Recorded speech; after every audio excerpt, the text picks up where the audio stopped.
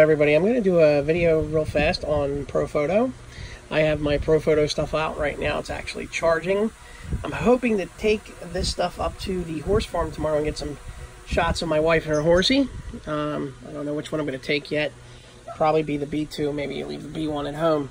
But the purpose behind this video was yesterday somebody took a cheap shot at me, and I kind of let them get underneath my skin a little.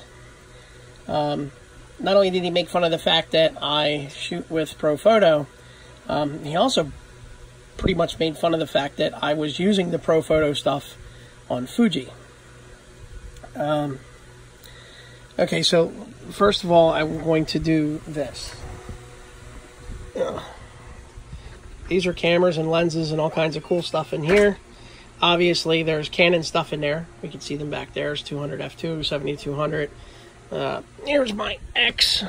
This thing's full Canon glass and other cameras, but just to kind of prove a point, there's my 1DX. I'm going to try and see if I can get my 200 out. Just because this is easy enough to grab. If you want to say that it's easy. Ugh. There she is. And you see what that is? There's a 200 f2. So obviously, just between this camera body and this lens here, I am heavily invested in Canon. And trust me when I tell you, I have, I'm going to put the lens back. Here's another camera sitting here. My 7D Mark II. That's sitting there. So, I mean, I have several bodies, several lenses from Canon, ranging from 600mm f4, 200 f2, and many others.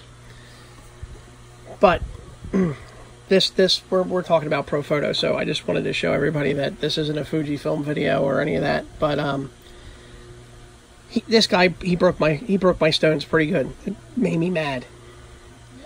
So I'm just going to go through and show you what I got, and then I'm going to tell you why I use this stuff and what I went from to what I have now. Obviously, is Profoto, and what I used in between. So first we'll start. Here's the B1, 500 watt second mono light. The B2 and the B1 are two totally separate entities. I love them both. I don't have a favorite. They both do two different things in my opinion, and I love them both for what they do. So they're both my favorite. Up top, there are two reflectors, one here and one here. This one back here is the Sun Silver, which I have no problem showing you that. And this one here is just the regular silver and white. Those were important things to have. I love the reflectors. They're very high quality. They're great stuff. And if you can't tell yet, this is going to be a crappy video because I'm using a cell phone. This is the Profoto color correction set of gels. This was the first thing I bought for my stuff. It wasn't a battery. It was color correction gels. I'm going to get into that in just a minute. Why color correction gels were the first thing. But it comes with a nice little starter pack. There's some cool stuff in there. But anyway, that was the first thing I grabbed. Over here is the remote for the Fujifilm. I have a remote for Canon as well. It is the Profoto Air remote. So that means I have total control over both lights, TTL, high-speed sync, first curtain shutter, second curtain shutter, and of course the HSS. I also have freeze mode, which I'll get into that, and also normal mode, which is the duration of the flash that will allow you to freeze really fast moving subjects. Inside there, almost dropped the phone. This is why we have crazy videos, because these are shot one-handed. This is the Profoto barn door set, which I love. I use that a lot for shooting single light, and it works great. I'm going to start putting some of this stuff back before something hits the floor, because this stuff is crazy expensive. And I'm not interested in finding out what it costs to buy it for the second time. And here is a OCF grid kit. Inside here is the OCF gel holder. They work on both B1 and B2, and from what I understand, the B10 as well, which I can't wait till that comes out because that will be my third light. Over here is the Profoto Magnum reflector. This thing's crazy cool. It's absolutely gorgeous. If I can get it to open one-handed, it comes in this awesome little lampshade. Let me see if I can put one hand up here. We can unzip it. The thing's crazy. It is zoomable, which is awesome. I'm going to go over that little feature in just a second. Move this stuff out of the way now. So we are doing this one-handed. I know, tripod or vlogging camera. Okay, so we see on the barrel of the flash itself numbers, so the numbers coincide with the back of the reflector or other light modifiers, and you can zoom that, moving it in and out, increasing or decreasing the beam of the light that comes out of the end of your B1. Okay, so now let's move over here. Okay, I can lay that up there, it's not going to fall. Over here is the B2. This is 250 watt seconds of light. It has the ability to put two heads in it, which will cut the power down to half, which would be 125 watt seconds per head, but you can control separate lights and settings with a second head. It just cuts the power in half. Again, they all have modeling lights as well. Now here's the cool part about this. B2 small. The actual light, I don't know if I'm going to be able to pull this out or not, but we'll try if it comes out.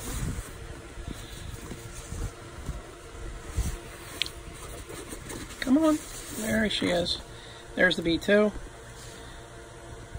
This thing is actually small enough that I mount it on a camera bracket, on camera flash, 250 watt seconds on camera. Absolutely crazy. I still have full total control over it with high-speed sync, TTL, the ability to track, the whole 9 yards. The light will actually track because it's through the lens metering and such.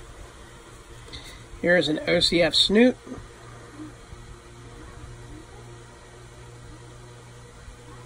Nothing special, just your typical snooty.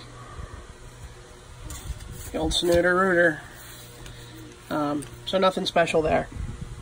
So this is right now what I have as far as Profoto goes. I am not using any of the Profoto light modifiers, none of their soft boxes or any of that yet. That's to come. Right now I am using Fotix Raja boxes with the Profoto insert for installing them onto the light. So I have a 41, a strip light, and the two deep boxes, 24 and 32. They're really nice. They provide me with decent light for right now. I'm happy with them. Obviously, I would like to get some Profoto modifiers because I'm using their lights. So next up, basically what I want to discuss now is the fact that even though this guy broke my stones and told me how awful this stuff was and how expensive it is, you know, and how he says Godix is just as good and it doesn't matter if it breaks. Well, maybe for him it doesn't matter if it breaks. I shoot a lot of weddings, so to me it matters a whole hell of a lot if it breaks, because the wedding's not going to stop if something of mine breaks. The wedding's going to keep going. I have something called a spectrometer. Spectrometer is a light meter. That light meter measures the temperature of the light. So I set these two lights up and I ran them and I tested them, and what I found is there's a variance of consistency of only 1 point, and it's only 1 point up. It's not 1 point down, it's not 1 point up and down, it's just 1 point. That's it. So other than that, the consistency is just unbelievable. The build quality is unreal. And that's my son making a whole bunch of racket again. So, yeah. I forgot what I was saying now because of him. But anyway, The build quality on these guys is just unbelievable.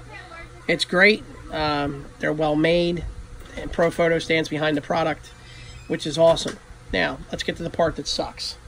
This stuff is truly expensive. Extremely expensive. I traded in a lot of stuff to get these lights, and not only did I trade in a lot of stuff to get them, when I bought these lights, they were already used. Lightly used. One's a demo, which is the B1, and the other one doesn't look like it was really used much at all. But anyhow, I guess in the long and the short of this, your gear's only as good as your wallet will let it be. And the other thing you need to realize is that we all use what we like. So if this guy likes, you know, what he's using, the Godex, and he thinks that his stuff is better than my Profoto B1, I mean, great. You know, that's his opinion. You know, it comes down to one word. Well, two: reliability and consistency. I'm not afraid to pick the stuff up and go to wherever and use it. You know, if one of these lights decides not to fire, you know, it's going to be one of two issues that I know are going to be the problem. Either the batteries in my remote are dead, that I'm using to control the light with, or the battery on the light itself is dead. It's not going to be an issue of what the hell's wrong with the light. I cannot say enough. The build quality on this stuff it's just built like a tank. The other thing too is the quality of light. The consistency is what I'm talking about. So when you're sitting down to edit these pictures, the temperature is not all over the place. It's constant. It's, like I said, one point. Your eyes are not going to notice the difference. And just for a reference, the spectrometer that I was using is a C7000 from Sekonic. That meter cost about $2,000.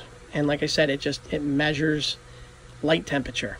It's an important piece of equipment if you're really, really, really atypical personality like I am as far as your temperatures and stuff like that go. You want your photos to look the best.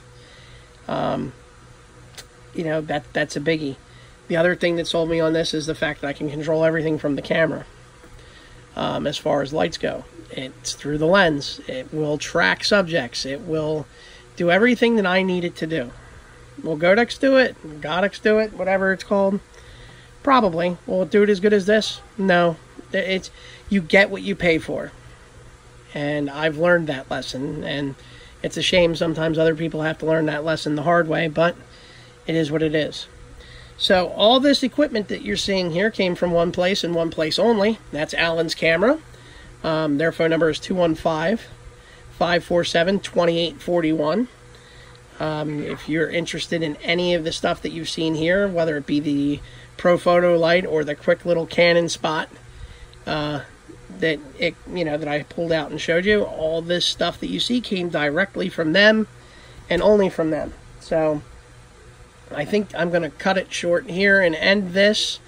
This is it. You know, I'm not going to go into a pull it out and show it to you kind of video, because you could see that at a bunch of different places all over the place. They've got videos on this stuff being used and what it does and how well it does what it does. So for me to try and do a video like that is going to be pointless, because there's about 300 other videos out there and webinars on this stuff. So that's pretty much it. And just for those that were wondering, when I said Fujifilm, what camera I was using this stuff on, I used the Profoto stuff on two different bodies. One was the XH1 from Fujifilm, and the other one would be their new camera, the XT3. So that's pretty much it. I just figured I'd make this video real quick, kind of showcase to you why and what. Oh, I'm sorry, the last part. I should have probably edited this video, but I'm not gonna. What I was using prior to Profoto was Canon 600s. They're good flashes, nothing wrong with them. And then I got into photogenic, which was nice stuff. I had a 850 watt light from them, 850 watt second light, I think it was. No, I'm sorry, 1250. It was either an 800 or a 1250 watt second light. It was a nice light, steel compartment, intercooled fan, the whole 9 yards. It was a great light, worked nice. No TTL, no high-speed sync. So for the type of shooting I do, I want that. So we got rid of the photogenic stuff and went to Q-Flash from Quantum. We used that for a while, and I really liked that. Just didn't have enough power. It does have a better flash duration. I think the light stays on longer on the Q-Flash than it does maybe on this stuff. I don't know the specs on that, but I will say that the Q-Flash does an amazing job. I just wanted more. So then we got rid of the Q-Flash and jumped onto the Profoto bandwagon. And the reason we have done that is because when I bought the Fujifilm does not have a good flash system for it. And then I found out that Profoto made a remote for the Fujifilm, and it was a no-brainer after that. And now we have plans for medium format, the GFX.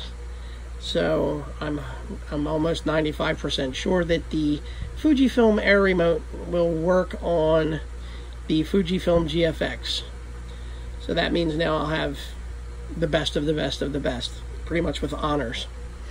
So this will wrap up the video. I am done yapping. So I appreciate everybody for watching, and thanks, and I hope to see you guys for the next video. Later.